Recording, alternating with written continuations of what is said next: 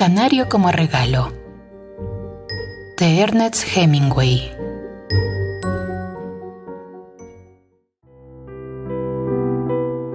El tren pasó rápidamente junto a una larga casa de piedra roja con jardín y en él 4 gruesas palmeras, a la sombra de cada una de las cuales había una mesa.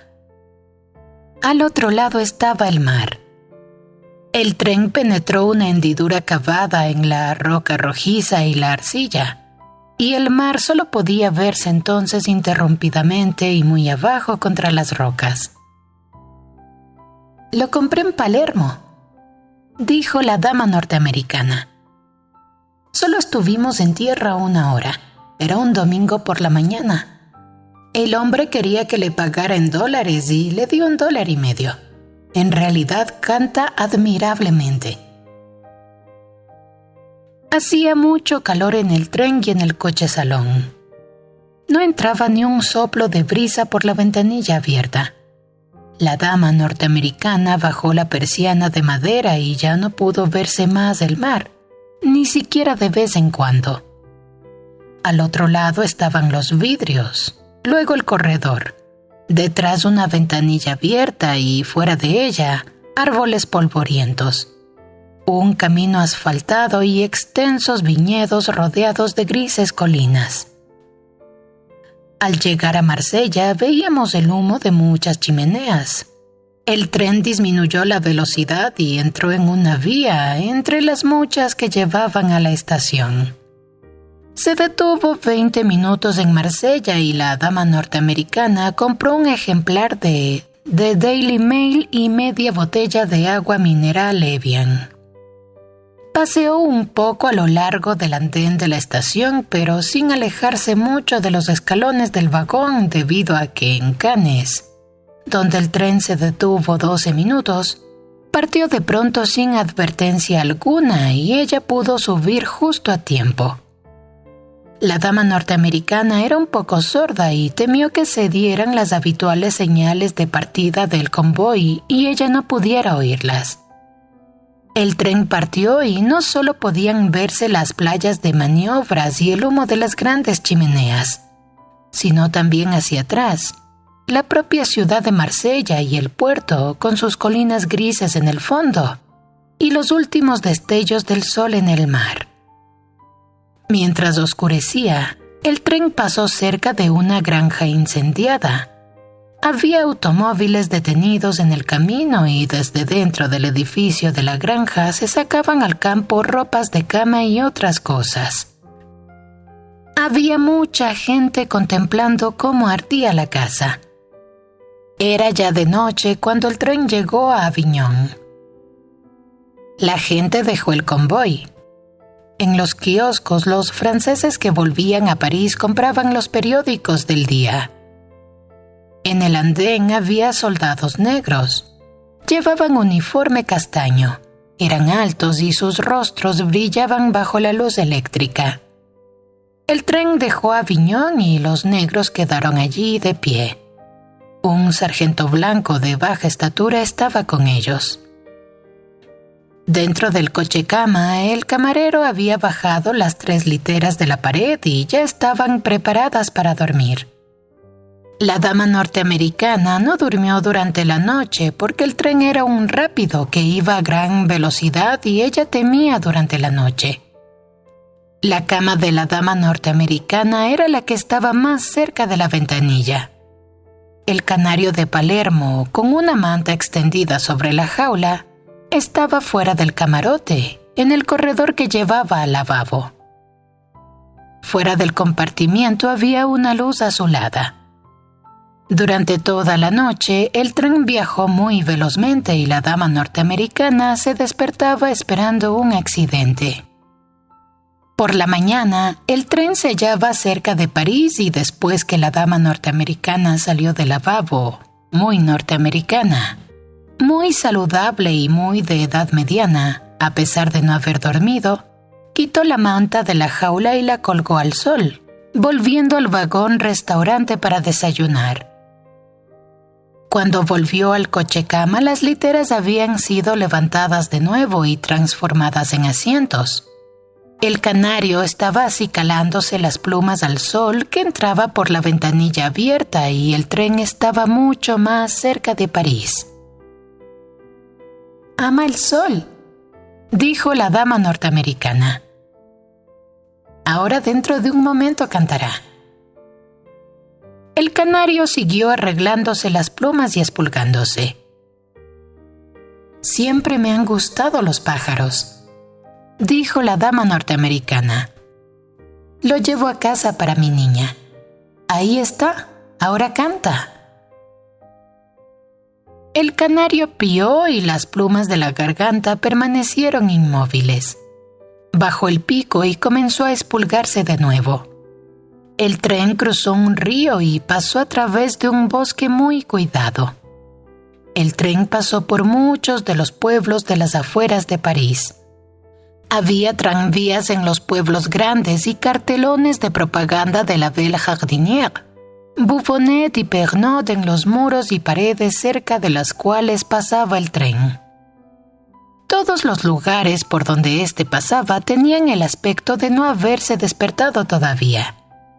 Durante unos minutos no escuché a la dama norteamericana que estaba hablándole a mi esposa. ¿Su esposo es también norteamericano?, preguntó la dama. «Sí», dijo mi mujer. «Ambos somos norteamericanos». «Creí que eran ingleses». «Oh, no. Será tal vez porque llevo tirantes».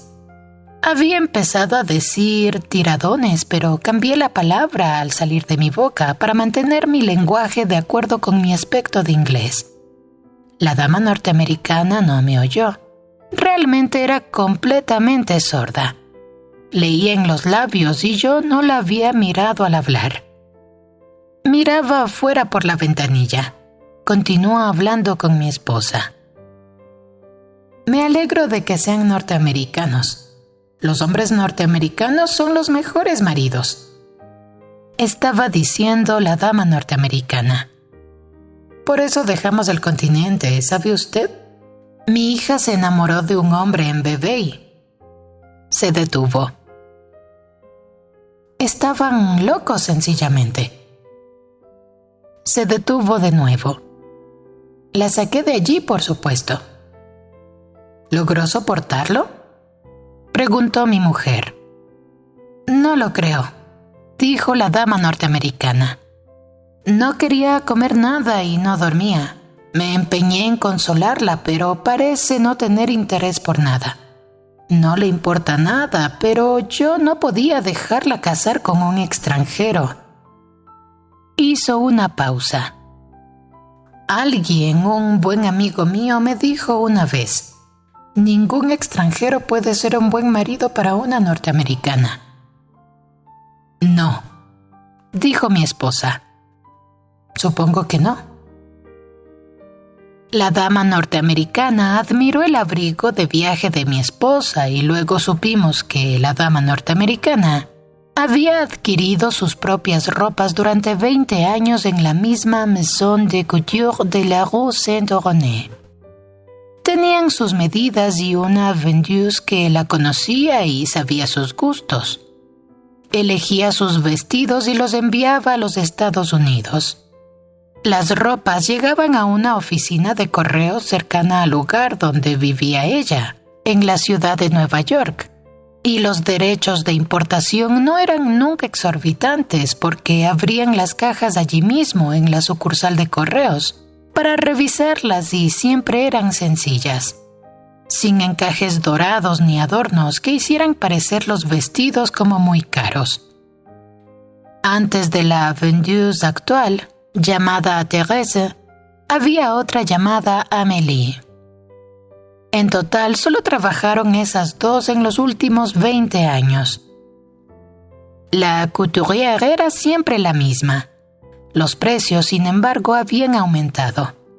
Ahora tenían también las medidas de su hija. Ya era bastante crecida y no existían muchas probabilidades de que cambiaran con el tiempo. El tren estaba ahora llegando a París. Las fortificaciones habían sido derribadas, pero la hierba no había crecido. Había muchos vagones en las vías, coches restaurante de madera oscura y coches cama, que partirían para Italia a las 5 de esa misma tarde, si ese tren sale todavía a las 5. Los coches tenían carteles que decían París-Roma. Otros de 2 pisos que iban y volvían de los suburbios y en los que, a ciertas horas, los asientos de ambos pisos estaban llenos de gente y pasaban cerca de las blancas paredes y de las ventanas de las casas. Nadie había desayunado todavía. Los norteamericanos son los mejores maridos, decía la dama norteamericana a mi esposa. Yo estaba bajando las maletas. Los hombres norteamericanos son los únicos con quienes una se puede casar en todo el mundo. ¿Cuánto tiempo hace que usted dejó Vevey?, preguntó mi mujer. Serán 2 años en este otoño. A ella le llevo este canario. ¿El hombre de quien estaba enamorada su hija era suizo? Sí, dijo la dama norteamericana. Era de una familia muy buena de Vevey. Estudiaba ingeniería. Se conocieron en Vevey. Solían dar largos paseos juntos. Conozco Vevey, dijo mi esposa. Pasamos allí nuestra luna de miel. ¿Sí? Debe haber sido maravilloso. Yo no tenía, por supuesto, la menor idea de que se había enamorado de él. Es un lugar muy bonito, dijo mi esposa. Sí, dijo la dama norteamericana. ¿Verdad que es magnífico? ¿Dónde se alojaron ustedes? En el Trois Couronnes. Es un gran hotel, dijo la dama norteamericana. Sí, replicó mi esposa. Teníamos una habitación preciosa y en otoño el lugar era adorable. ¿Estaban ustedes allí en otoño? Sí, dijo mi esposa. Pasábamos en ese momento al lado de 3 vagones que habían sufrido algún accidente. Estaban hechos astillas y con los techos hundidos. Miren, dije. Debe haber sido un accidente. La dama norteamericana miró y vio el último vagón. Toda la noche tuve miedo de que ocurriera alguna cosa así, dijo. A veces tengo horribles pensamientos. Nunca más viajaré en un rápido por la noche. Debe haber otros trenes cómodos que no viajen con tanta rapidez. El tren entró en la oscuridad de la Gare du Lion y se detuvo. Los mozos se acercaron a las ventanillas. Pronto nos encontramos en la turbia largura de los andenes y la dama norteamericana se puso en manos de uno de los 3 hombres de la Cook que dijo: Un momento, señora, buscaré su nombre. El mozo trajo un baúl y lo colocó junto al equipaje. Ambos nos despedimos de la dama norteamericana, cuyo nombre había encontrado el empleado de la agencia Cook en una de las hojas escritas a máquina, que sacó de entre un manojo de estas y que volvió a poner en su bolsillo. Seguimos al mozo con el baúl a lo largo del prolongado andén de cemento que corría al lado del tren. Al final había una puerta de hierro y un hombre nos tomó los billetes. Volvíamos a París para establecernos en residencias separadas.